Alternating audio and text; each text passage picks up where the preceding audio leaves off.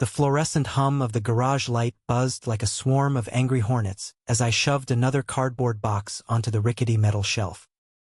Sweat trickled down my back, soaking through my faded Metallica tee, and the air smelled like dust, motor oil, and the faint, bitter tang of regret. It was one of those sweltering August afternoons in suburban Chicago, where the humidity clings to your skin like a bad memory, and I figured enlisting my neighbor for this grunt work was better than tackling the chaos of my late father's hoarded junk alone. Christopher wiped his forehead with the back of his hand, leaving a streak of grime across his tan skin. Jesus, Michael, your old man was a collector. Huh? This is like excavating a time capsule from the 80s. His laugh was easy, that low rumble that always made my chest tighten in ways I pretended not to notice. 35. He was the picture of effortless Midwestern charm, broad shoulders from years of coaching high school soccer, a jawline that could cut glass, and eyes the color of Lake Michigan on a stormy day. We'd been neighbors for 5 years, ever since he'd moved into the split level across the fence with his golden retriever, Max, and a smile that lit up block parties like fireworks. I grunted, forcing a grin as I hauled a rusted toolbox to the corner. Yeah, well, Dad always said one man's trash is another man's treasure. Mostly just trash, though. Truth was, sorting through this mess felt like peeling back layers of my own failures. 42 years old, divorced, scraping by as a freelance graphic designer in a city that chewed up dreams and spat out empty beer cans. Christopher was the steady one, the high school history teacher with a picket fence life, complete with weekend barbecues and a rotating cast of dates that never seemed to stick. We worked in companionable silence for a while, the only sounds the scrape of boxes and the distant hum of lawnmowers from the cul-de-sac. It was nice, this unspoken rhythm we'd fallen into over the years. Movie nights with bad action flicks and better whiskey. Helping him fix that leaky gutter last spring, our hands brushing accidentally, or was it, as we passed the wrench. Lately, though, those moments lingered in my mind like smoke after a fire, hazy and impossible to ignore. Check this out, Christopher said suddenly, his voice muffled from inside a massive trunk wedged under the workbench. He emerged triumphant, holding up a yellowed Polaroid, me at 18, gangly and grinning, arm slung around my high school best friend at prom. Whoa, Mikey, you were a heartbreaker. Bet you left a trail of broken hearts from here to Milwaukee. I snatched the photo, heat creeping up my neck. Gimme that. Ancient history, but my fingers trembled slightly as I tucked it away. Heartbreaker? If only he knew the truth I'd buried deeper than these boxes. The crushes on boys that I drowned in denial. The marriage to Sarah that crumbled under the weight of secrets unspoken. Coming out at 40 felt like rewriting my entire goddamn obituary. Christopher's eyes softened, that piercing blue holding mine a beat too long. Hey, you okay? You've been distant lately. I shrugged, turning back to the shelves. Just life, man. The usual bullshit. He stepped closer, close enough that I could smell his cologne, something woodsy and warm, like pine after rain. Bullshit I can help with. That's what neighbors are for, right? And then it happened. So fast, so utterly out of nowhere, that my brain short-circuited like a fuse in a thunderstorm. His hand cupped the back of my neck, rough calluses grazing my skin, and he pulled me in. His lips crashed against mine, not tentative, not testing, but hungry, like he'd been starving for this moment as long as I had. Fireworks exploded behind my eyelids, a rush of heat and salt and him, all of him, pressing me back against the cold metal of the workbench. My hands fisted in his shirt, pulling him closer even as my mind screamed, "What the hell?" He broke away first, breathing hard, his forehead resting against mine. God, Michael. I've wanted to do that for years. The world tilted. Years? My neighbor, the straight arrow teacher, the guy who dated every eligible woman in a 10-mile radius, had wanted this? Me? The divorced schlub next door? I opened my mouth, but nothing came out except a ragged whisper. "Chris." "What?"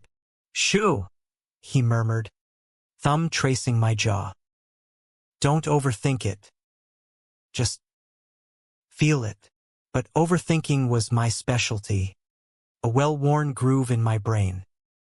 As he kissed me again, slower this time, exploratory, I let myself drown in it. The scrape of his stubble, the way his body molded to mine like it belonged there. For those stolen minutes in the dim garage, the boxes and the past faded away. It was just us, two men on the edge of something terrifying and beautiful. When we finally pulled apart, the air between us crackled with unspoken questions. Christopher's grin was sheepish, boyish. "So, dinner? My place? Max has been begging for an excuse to steal your fries." I laughed, shaky and real. "Yeah. Dinner sounds good."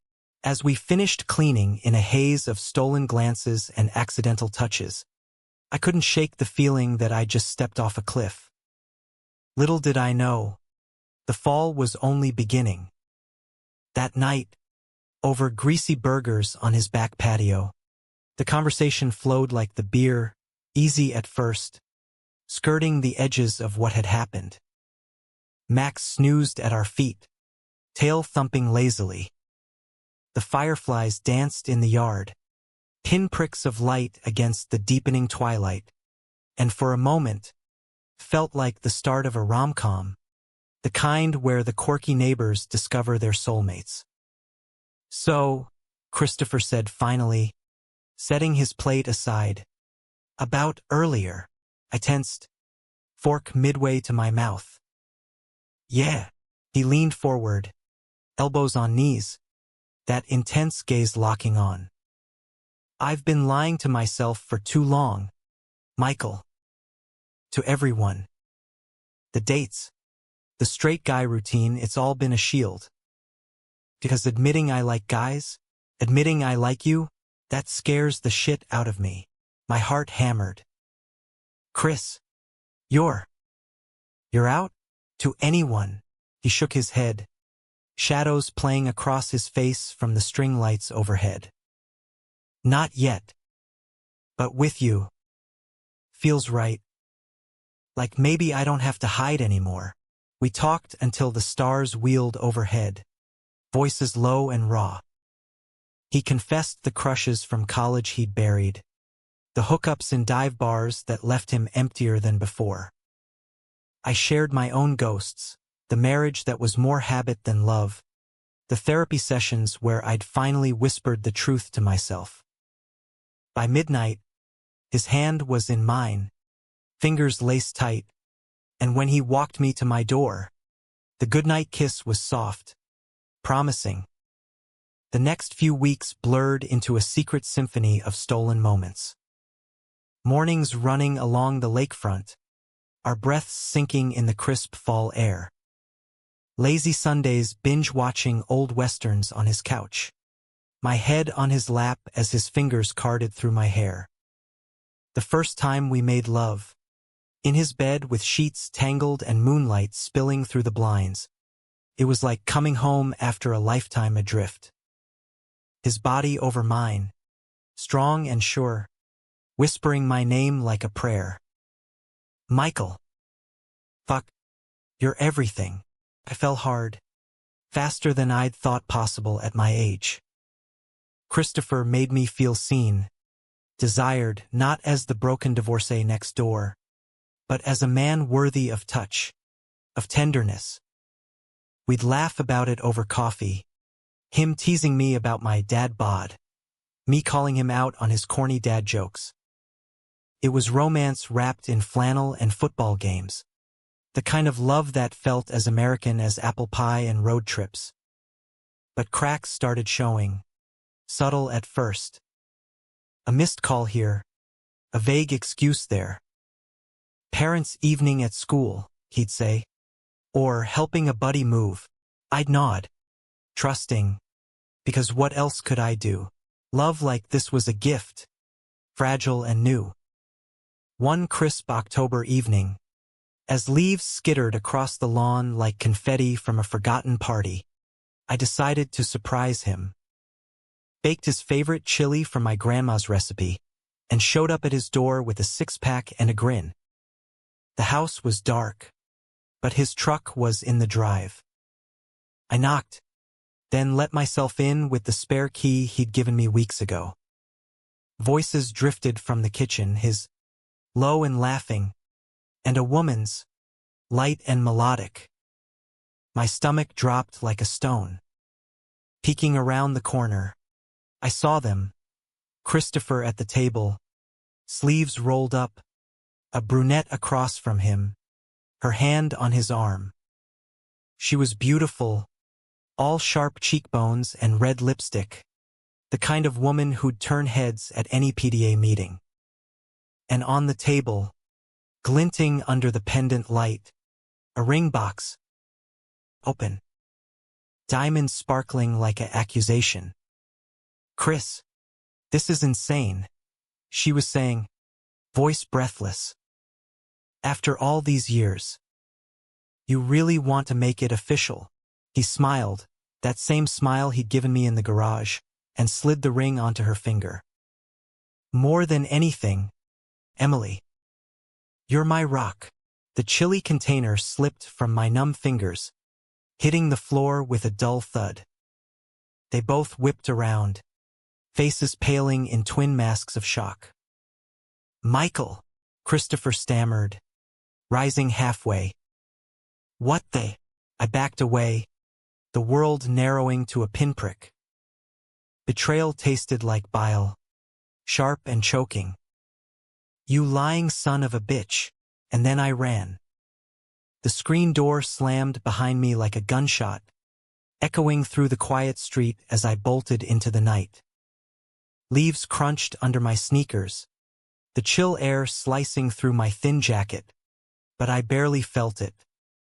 All I could hear was the roar in my ears, blood pounding, heart shattering, and Christopher's voice calling after me.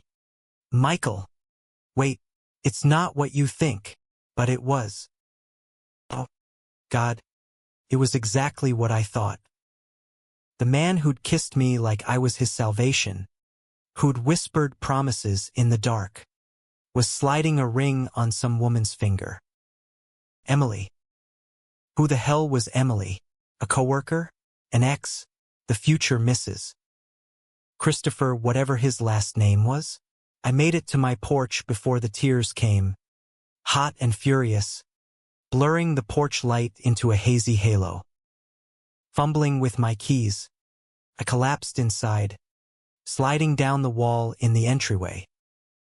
The house felt cavernous, empty, mirroring the void cracking open in my chest. How could I have been so stupid? 42 years on this planet, and I'd still fallen for the oldest trick, the straight guy playing both sides. My phone buzzed in my pocket, relentless. Texts lighting up the screen. "Please, talk to me. Let me explain." Then a call, his name flashing like a taunt. I hurled the phone across the room. It skittered under the couch, silenced at last. Sleep was a joke that night. I tossed in sheets that still smelled faintly of his cologne, replaying every moment. The garage kiss, the way he'd trace lazy circles on my thigh during movie nights, the quiet vulnerability when he'd admitted his fears. Lies. All of it, pretty packaging around a hollow core. By dawn, red-eyed and hollowed out, I dragged myself to the kitchen for coffee, only to find Max whining at the back door. The retriever's golden fur was matted, his big brown eyes pleading as he pawed at the glass. "Shit," I muttered, letting him in.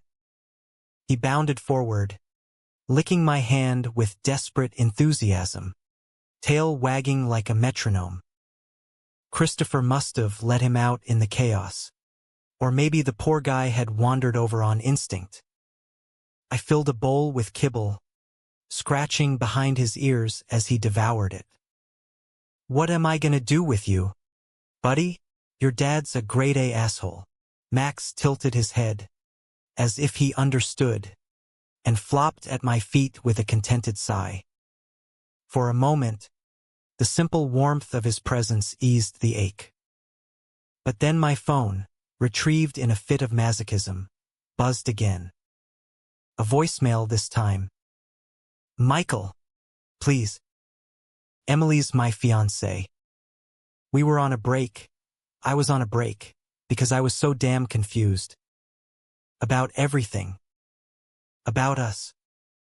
I never meant to hurt you. Call me. We need to talk. Fiancé." The word landed like a sucker punch. On a break? What was this? Some Ross and Rachel bullshit? I deleted it, then blocked his number. But blocking him didn't block the memories, or the way my body still hummed for his touch. Traitorous and weak. Work that week was a blur of deadlines and denial. I holed up in my home office, churning out logos for craft breweries and real estate firms, the glow of my dual monitors a sterile shield against the world. Friends texted Sarah, my ex, even, with her uncanny radar for my meltdowns. Heard from mutuals you're MIA. Bill. I ignored them all. Vulnerability was a luxury I couldn't afford, not when it had already cost me so much. But Chicago's suburbs have a way of conspiring against solitude.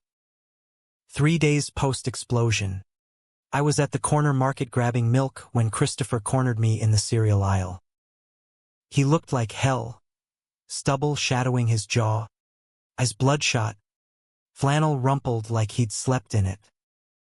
"Michael, don't." I gripped the carton so hard the plastic creaked. "We're done." He glanced around, voice dropping to a harsh whisper. "Just hear me out. Emily and I has been off and on for years. She's amazing, but it's safe. Predictable. With you, real. Terrifying, but real." I barked a laugh, bitter as black coffee. "Real enough to propose while you're screwing the neighbor? Classy.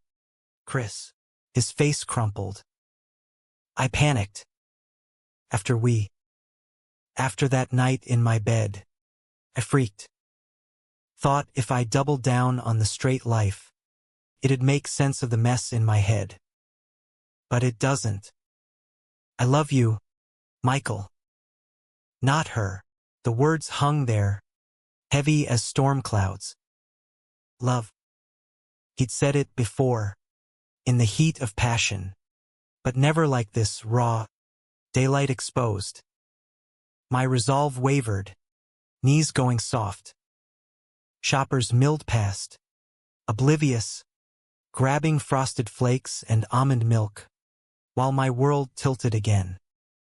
"Prove it," I whispered, hating the plea in my voice. "End it with her." "For real." He nodded, fierce. "I will. Tonight. Give me one chance." Against every instinct screaming run. I nodded. "One." We met later that evening at our spot, a dingy dive bar on the edge of town called the Rusty Anchor, all peeling vinyl booths and neon signs flickering like dying stars. He was already there when I arrived, nursing a whiskey neat, Max's leash looped around the barstool. The dog perked up at my entrance, but Christopher's eyes were wary, hopeful. "I told her," he said as I slid into the booth. "Everything. About us." She cried, "Threw the ring at me, deserved that. But it's over. For good." Relief flooded me, tentative and sweet. "And you? What about you?" He reached across the table, hesitating before taking my hand. His was steady, warm. "I'm done hiding. Starting with coming out to my folks this weekend. And I want this. If you'll have me." The bar's jukebox kicked on. Some Springsteen ballad about thunder roads and broken promises, and I let myself believe him. We talked for hours, plans, fears, the logistics of two lives intertwining. By last call, we were back at my place, bodies reconnecting with a urgency born of near loss. His hands mapped my skin like uncharted territory, lips murmuring apologies and affections against my collarbone. "I'm sorry," he breathed, over and over, as if words could solder the fractures. In the afterglow, tangled in sheets, I traced the freckles across his shoulder. "No more secrets, Chris. Promise. Promise," he echoed, kissing my temple. The following months were a whirlwind of tentative joy. Fall deepened into a kaleidoscope of reds and golds. We raked leaves in his yard, stealing kisses amid the piles, Max bounding through like a furry tornado. Christopher came out publicly, first to his sister, who hooped over FaceTime and demanded wedding invites. Then at school, where the principal clapped him on the back and the soccer team made rainbow lanyards in solidarity. My own circle expanded to include him. Dinners with Sarah, who eyed him suspiciously at first but warmed when he fixed her leaky faucet. Game nights with old college buds, who ribbed us mercilessly but hugged tight. We took a road trip over Thanksgiving Route 66 vibes, from Chicago's skyline to the Grand Canyon's yawn.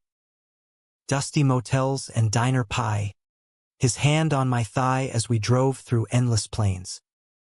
One night, under a blanket of stars in Arizona, he dropped to one knee in the red dirt, a simple silver band glinting in the firelight.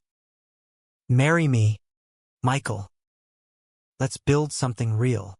Tears stung my eyes as I pulled him up, kissing him fierce. "Yes. God. Yes." Felt like victory, like we'd clawed our way out of the dark. But love, I've learned, is a jealous beast. It demands everything and sometimes takes more. Winter hit hard that year, snow blanketing the suburbs in a hush of white. We'd started planning the wedding small, backyard affair in spring, with wildflowers and craft beer.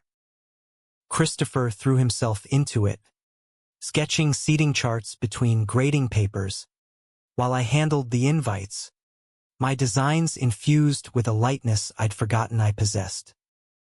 Then, one blustery January evening, everything unraveled again.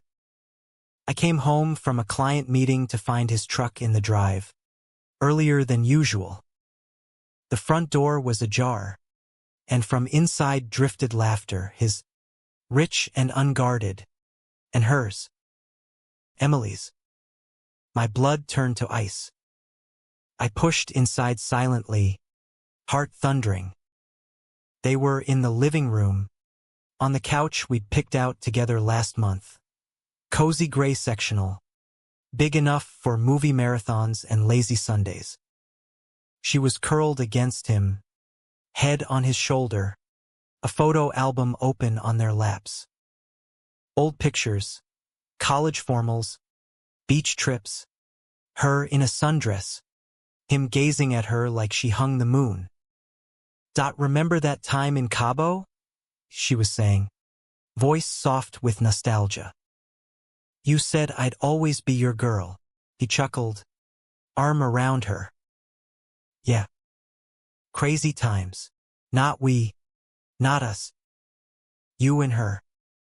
The album was theirs. A relic from before me. But the intimacy, the ease cut deeper than any knife. And there, tucked in the pages, a sonogram.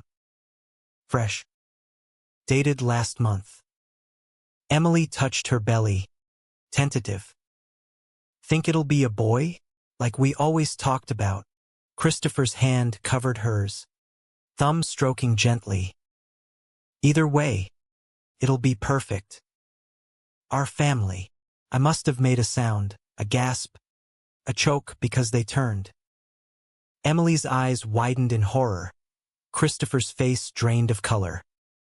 Michael, he started, surging to his feet. But I was already backing away, the world fracturing into shards.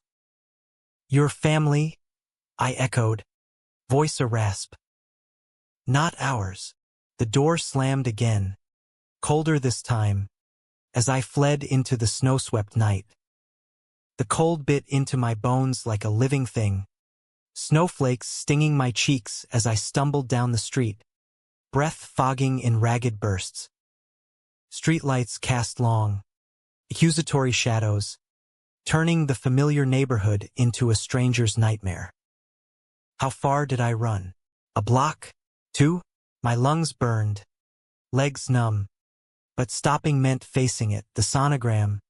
Emily's hopeful glow. Christopher's hand on her belly like it belonged there. A car horn blared, snapping me back. I was in the middle of the road, headlights pinning me like a moth. Swerving tires, a curse from the driver, and I veered onto the sidewalk, collapsing against a lamppost. The metal was icy under my palms, grounding me as sobs racked my frame. Pregnant. He was having a baby with her. All those promises, the ring he'd slid on my finger under starlit skies. Ashes now, scattered on the wind. My phone vibrated in my pocket, but I didn't check it. What could he say? Sorry? Got cold feet again? Or worse? It just happened one night, one mistake. No. This wasn't a slip. This was a life, a child, tying him to her in ways I could never touch. I was the detour, the experiment, the confused phase he'd outgrow. Wandering aimlessly, I ended up at the lakefront, a 20-minute hike through drifts, my sneakers soaked through. Lake Michigan churned under a slate-gray sky, waves crashing against the breakwall like accusations. I climbed onto the rocks, wind whipping my coat, and screamed into the void. The sound was swallowed whole, insignificant against the vastness. How many men had stood here, hearts in tatters, wondering if love was just a cruel cosmic joke? Hours passed, or minutes, time blurred in the freeze. Eventually, headlights pierced the gloom. Christopher's truck, pulling up on the access road. He burst out, boots crunching snow as he sprinted toward me, coatless, face etched with panic. Michael, Christ, you could have frozen out here. He grabbed my arms, chafing them roughly, his touch both balm and brand. Up close, he looked wrecked, hair wild, eyes wilder. Come on, let's get you home. I jerked away, voice cracking. Home? To what? Chris, your little love nest. He flinched. My place, our places. Please. You're shaking. Against my will, I let him bundle me into the truck's cab, heater blasting warm air that did nothing for the chill inside. Max was in the back, whining softly, nose nudging my shoulder through the seat. The drive back was silent torture, his knuckles white on the wheel, my gaze fixed on the wiper's frantic swipe. At my house, he insisted on mine. Neutral ground. He brewed tea with shaking hands, shoving a mug into my grip. We sat at the kitchen table, steam curling between us like a fragile truce. Max curled at my feet, a furry anchor. "Talk," I said finally, voice flat. "All of it," he exhaled, long and defeated. Emily and I. We reconnected at the holiday party. Old times. Too much eggnog. One thing led to another, and yeah, she's pregnant. About 8 weeks. 8 weeks. The math hit like a freight train. That weekend in December, the one you said was grading marathons? He nodded, miserable. I lied. I was scared. Michael. We were talking marriage, coming out, and it felt like everything was crashing down. Emily was there, familiar, no judgments. I thought it was closure, one last hurrah before committing to us. Closure. I laughed. Hollow. You knocked up your ex for closure? I know it sounds insane. It is insane. But I love you. This doesn't change that, doesn't it? I shoved back from the table, pacing the linoleum. A baby's not a rebound, fuck. Chris. That's a family. Your family. What am I? The side piece? The gay fling before you play house. His chair scraped as he stood, closing the distance. No. God, no. Emily and I were co-parenting. That's it. Friends. For the kids' sake. But my heart, it's yours. Always has been. He pulled me into his arms then, and damn it, I let him. His embrace was desperate, familiar, smelling of snow and soap and lies. I buried my face in his neck, inhaling the scent that had become my addiction, even as doubt gnawed at the edges. I can't do this halfway, I murmured. Not again. Then don't, he whispered, lips brushing my temple. Full in. I swear. We stumbled to the bedroom like survivors of a shipwreck, shedding clothes and pretenses. His body over mine was worship, slow, reverent, mapping every scar and sigh. I love you, he gasped against my skin, over and over, a litany to drown the doubts. In the quiet aftermath, spooned under the duvet, his hand splayed protective over my hip. I almost believed we could salvage it. Almost. Spring thawed the ground but not the fractures. Emily became a fixture, awkward coffees at neutral cafes, discussing doctor visits and nursery colors. She was kind, disarmingly so, sharp wit, a laugh like wind chimes, no trace of bitterness. I get it, she told me once, over herbal tea that smelled like regret. He lights up around you. Always has, even when we were together. I just didn't see it then. Her grace only twisted the knife deeper. How could I resent her? Blame the baby? No. The villain was Christopher's indecision, his inability to choose until life forced his hand. Wedding plans stalled. Invites sat half-addressed on the counter. The backyard, once envisioned with arches of wildflowers, lay fallow under April rains. We'd fight in whispers, me accusing him of divided loyalties, him pleading for time. The baby's due in August, he'd say. Give us a year to settle. A year. Eternity in limbo. Sex became a bandage, passionate but laced with desperation, as if we could fuck our way to certainty. Friends noticed. Sarah cornered me at a bar one night, her eyes sharp over her gin and tonic. "You're fading, Mike. This guy's gonna break you." "He's not." But the denial died on my lips. She was right. I was a ghost in my own life, haunting the spaces between his commitments. The breaking point came Memorial Day weekend.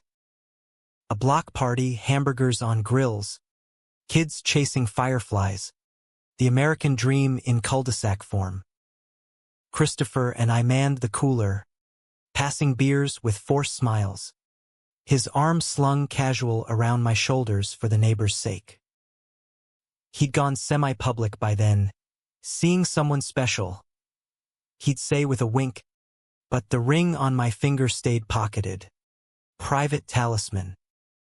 Emily arrived late, belly a gentle swell under her sundress, flanked by her sister. Cheers went up. "Look at you, glowing," and Christopher excused himself, drawn like a magnet.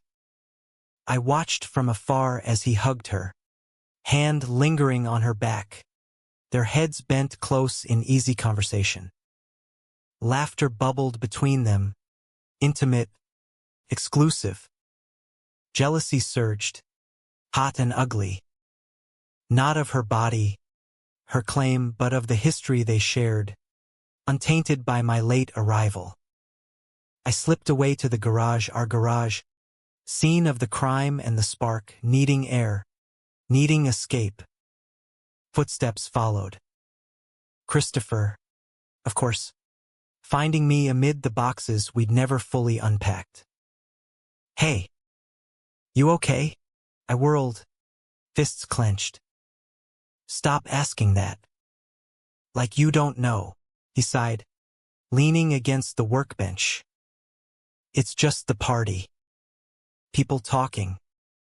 Emily's excited, you know that. Excited about your baby. Your future." The words spilled out, venomous. "What am I, Chris? Backup? The guy you settle for when heteronormativity bites you in the ass?" His jaw tightened. "That's not fair." "Fair." I shoved past him, chest heaving. "You proposed to her. Fucked her. Now you're playing house while I'm—" "What? Your dirty little secret." "You're not." He grabbed my arm, spinning me back. "You're everything. But this kid. It's my responsibility. I can't just walk away." I finished, wrenching free. "Like you did with me? Twice." The silence stretched, taut as a wire. Rain started pattering on the roof, a soft percussion underscoring the storm inside. "I need time," he said finally, voice breaking, "to figure out how to be all of this. Dad, partner, me, time." That word again, the thief. "Then take it," I said, quiet now, resolute. "But without me." His eyes widened. "Michael, no. I'm done being the bridge you burn when you cross it." I walked out into the rain, leaving him in the shadows, the downpour washing away the last of my illusions. Summer unfurled in a haze of heat and heartache, the days stretching long and merciless. I moved through them like a man half asleep, work, gym, solitary runs along the lake, where the water mocked me with its endless churn. Christopher respected the space. At first, texts tapering to check-ins, "Max misses you." Then silence. But silence is louder than screams, echoing in the empty half of my bed, the unused mug on the dish rack.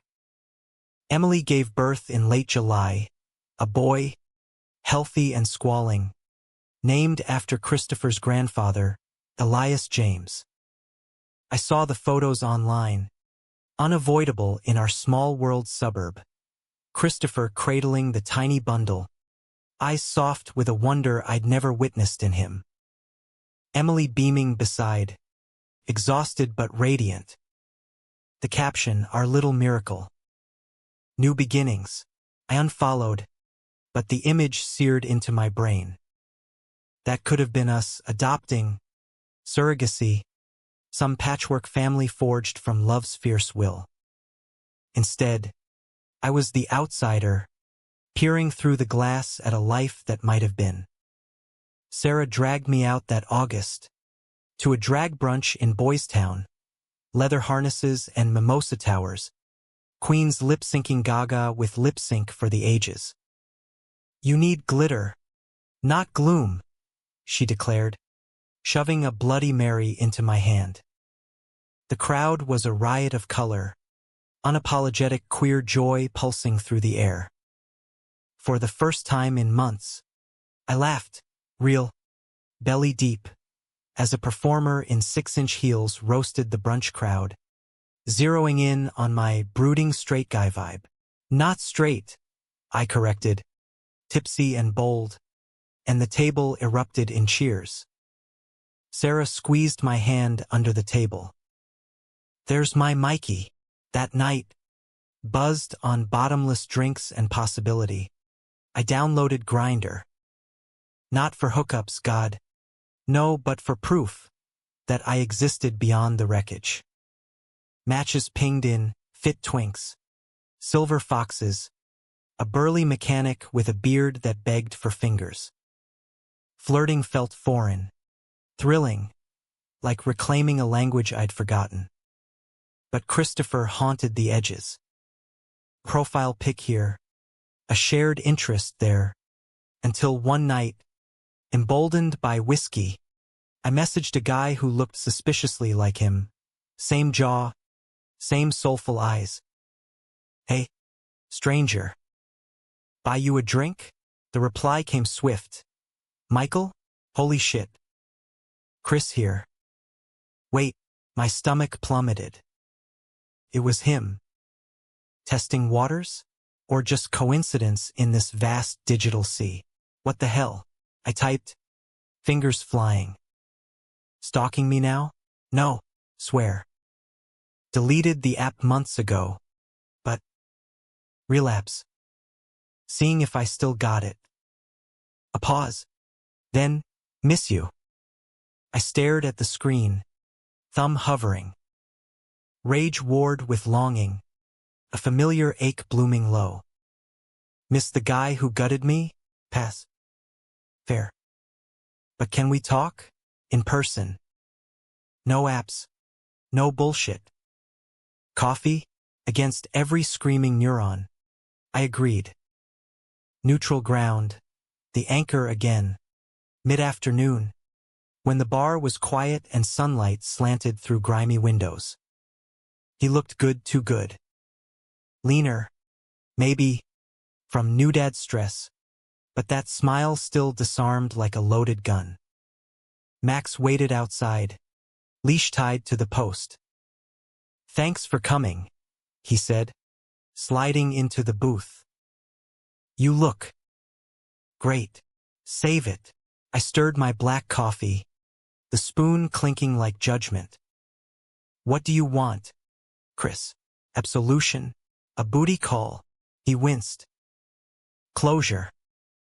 For real this time. Elias is incredible. Changes everything. Emily and I were figuring it out as parents. But you, me," my voice rose, drawing a glance from the bartender. "I'm the collateral damage. You're the one I can't shake." He leaned in, voice low. "Every night, holding him, I think of you. How you'd read him those dumb sci-fi stories. Make him laugh. We were good, Michael. We could have been great. Were," I echoed. "Past tense. Is it?" His hand inched across the table, stopping short. "Emily and I, it's not romantic. Hasn't been since before you. But the babies made us. Tethered. I thought space would help, but it just hurts more. Pity flickered, unwanted. He was a father now, navigating a role I'd never envied but now craved in twisted ways. And what? You want me as the cool uncle? Weekend visits while you play nuclear family? No. His eyes burned.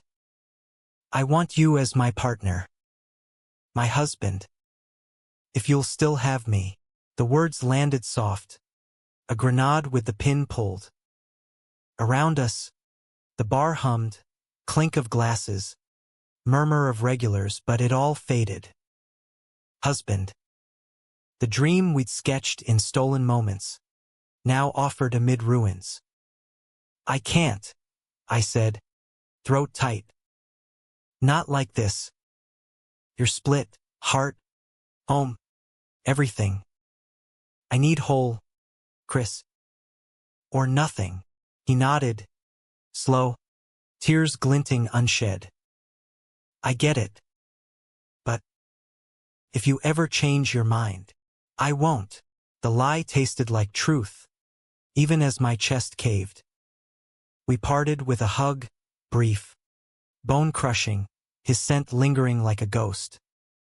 Outside, Max licked my hand, oblivious, and I walked away, the lake wind salting my tears. Fall brought reinvention. I quit freelancing cold calls, landed a steady gig at a design firm downtown, vibrant office, queer colleagues who dragged me to pride mixers and poetry slams. Dates followed, a barista with tattoos and a laugh like thunder, a librarian whose quiet intensity mirrored my own. None stuck, but they healed the slow stitch of time over wounds. Christopher faded to periphery, glimpses at the market, waves across the yard. His house lights glowed warmer now, Elias's cries carrying on still nights. Emily moved in upstairs, a practical arrangement, and whispers swirled. They're back together, but I tuned them out, focusing on my own mosaic. Thanksgiving loomed solitary until Sarah intervened. Potluck at mine. No excuses. Her new boyfriend, Jamal, manned the turkey. Friends piled in with pies and stories. Amid the chaos, my phone buzzed. A photo from Christopher. Elias in a tiny turkey onesie, grinning toothless at the camera. Happy Thanksgiving. Thinking of you. I replied before I could stop. He's beautiful. Tell him Uncle Mike says hi. The dam cracked then, tears blurring the screen. Not regret, but grief for the what-ifs, the family we'd almost been. Winter solstice brought the storm. A nor'easter dumped feet of snow, trapping the suburb in white isolation. Power flickered. Neighbors shoveled communal paths. I was clearing my drive when Christopher appeared, baby carrier strapped to his chest, Max at his heels. Truce? He called, breath clouding.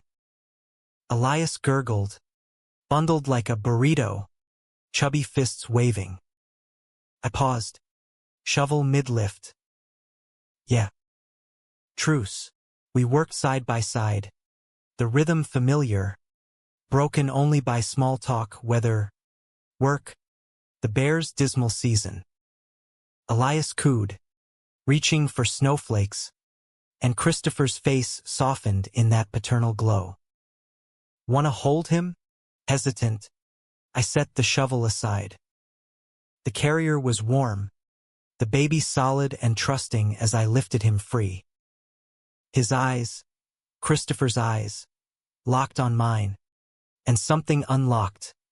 A fierce, protective love, unbidden but absolute. He's perfect, I murmured, bouncing him gently. Christopher watched, expression unreadable. You'd be a great dad, he said quietly. To him. To anyone. The words hung, heavy with subtext. Elias yawned, nestling into my shoulder, and for a heartbeat, the three of us felt like a unit, flawed, but possible. But as the snow eased, reality intruded. Emily called from the porch, waving mittened hands. Warm cider inside. Christopher took the baby back, our fingers brushing, a spark, quickly doused. Thanks, he said, lingering. For this, any time, and I meant it. Not as lover, but as something else. Friend, family, the lines blurred, but the ache dulled to a tolerable hum. Spring bloomed hesitant, cherry blossoms dusting the streets like confetti from a half-remembered party. I packed away the ring, not in anger, but acceptance. Love wasn't a straight line. It zigzagged, doubled back, sometimes left you standing alone but stronger. One evening, as dusk painted the sky lavender, I found a note in my mailbox. Christopher's scrawl. Elias's first steps tomorrow. Come see? I did. From the fence line, hidden in shadows, I watched him wobble into his father's arms, laughter ringing clear. Emily cheered beside, but Christopher's eyes scanned the yard, finding mine. A nod, small and loaded, thank you. Tears pricked, but I smiled. This was enough, the humanistic tangle of lives intertwined, not perfect, but profoundly real. Betrayal had carved me hollow, but from the void, I'd grown roots, deep and unyielding. Summer returned, a full circle of sun-soaked days and firefly nights, but I was different now, scarred, yes, but luminous in my own skin. The firm promoted me to lead designer. Projects flowed with a creativity I'd starved for years. Pride weekend, I marched with Sarah and Jamal, rainbow flag draped like a cape, chanting for rights I'd only begun to claim. Hookups evolved to dates, then to Derek, a carpenter with calloused hands and a poetry habit, who kissed like he meant forever, not filler. Christopher and Emily's arrangement solidified. Co-parents under one roof, platonic as roommates, with therapy sessions and playdates charting their new normal. Whispers died. The suburb absorbed them like it did everything. Scandals mellowing to anecdotes over backyard fences. We'd nod in passing, exchange recipes or dog-sit offers, the raw edges sanded smooth by time. Elias turned one in a whirlwind of cake and chaos. Backyard bash, balloons bobbing like hopeful hearts. I was invited, of course. Family, Emily insisted, hugging me fierce at the door. Christopher hovered, awkward in khakis and a world's okayest dad tee, but his grin was genuine as Elias smashed frosting into his hair. Look at you, big guy, I said, scooping the toddler up. He babbled, Unca Mike. His first words directed at me, and my throat closed. Christopher watched, something vulnerable flickering in his eyes. Later, as the party wound down, guests drifting with goodie bags, he found me by the grill, flipping veggie burgers for stragglers. Hey. Thanks for coming. Means a lot. Wouldn't miss it. I handed him a plate, our fingers brushing, neutral now, electric only in memory. Kids got your smile. Trouble ahead. He chuckled. Low. Yeah. Emily's already plotting college funds. A pause. Then, you seeing someone? Derek. Yeah. He's good. Steady. Christopher nodded. No trace of jealousy, just warmth. Happy for you. Deserve it. And you? Settled in the family man gig. Learning. Every day. He glanced toward the house, where Emily chased Elias with a wet wipe. It's not what I pictured, but it's right. For now. For now. The phrase echoed our old fights, but without the sting. We'd both evolved, him into fatherhood's uncharted waters, me into selfhood's steady shore. As dusk deepened, Derek arrived to pick me up, early, but insistent on meeting the infamous neighbors. He shook Christopher's hand firm, clapped my back with easy affection. Ready to blow this popsicle stand? Got tickets to that new exhibit downtown, queer artists. All fire. Lead the way. I turned to Christopher, impulsive. Walk us out. We strolled the driveway, Elias on his hip, Max trotting alongside. Fireflies winked in the yard, a natural light show underscoring the ordinary magic. At my car, hugs all around, Elias planting a sticky kiss on my cheek, Derek charming Emily with dad jokes. Driving away, Derek's hand on my knee. I glanced back. Christopher stood framed in the porch light, waving, a silhouette of quiet strength. No regrets shadowed the moment. Instead, a profound gratitude bloomed. For the garage kiss that ignited it all, the betrayals that broke and rebuilt me, the love that lingered not as loss, but legacy. Months blurred into the easy cadence of routine. Derek and I moved in together. A cozy bungalow 2 blocks over, walls lined with his sculptures and my sketches. Mornings started with coffee and crosswords, evenings with vinyl spins and slow dances in the kitchen. He knew my history, the scars from Christopher, not as baggage, but badges of survival. You fought for your heart, he'd say, tracing my knuckles. That's hot. We hosted Thanksgivings, Christmases. Elias became a fixture, toddling through our halls on visits, his laughter a bridge between worlds. Christopher dated sporadically, a teacher from Evanston, a barista with wanderlust, but nothing stuck, and I didn't pry. Our bond evolved. Late-night calls when Elias spiked a fever, or porch beers dissecting life's absurdities. One crisp autumn eve, as leaves carpeted the streets in crimson glory, Christopher showed up unannounced, Elias asleep in his carrier, a bottle of bourbon in hand. Rough day, he admitted, settling on my stoop. Kids teething. Emily's out with friends. Needed. This. We passed the bottle, stars pricking the sky above. Talk turned deep. His fears of failing as a dad, my dreams of fostering someday. You'd be amazing, he said, voice thick. With Derek. With kids. Maybe. I clinked the bottle to his. Life's long. Plenty of plot twists left. He smiled. That old garage grin, softened by time. Yeah. Wouldn't trade him. As he left, carrier balanced careful, I watched him cross the lawn back straight, path sure. No longing tugged, just peace, the humanistic hush after the storm.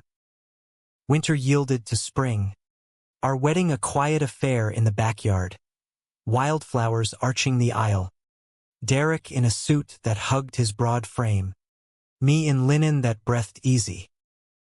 Vows exchanged under a canopy of blooms. I choose you, every day, in every season. Friends cheered. Elias tossed petals with chubby glee, Christopher toasting with tears in his eyes. To love that endures, he said, glass raised. Our eyes met, acknowledgement, not ache. Years folded forward. Elias started school, a whirlwind of crayons and carpools.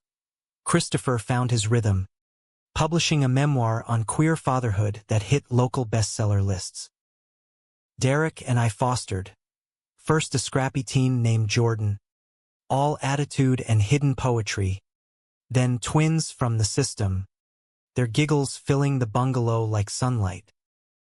Through it all, the garage stood sentinel, reorganized, shelves neat, a relic of ignition.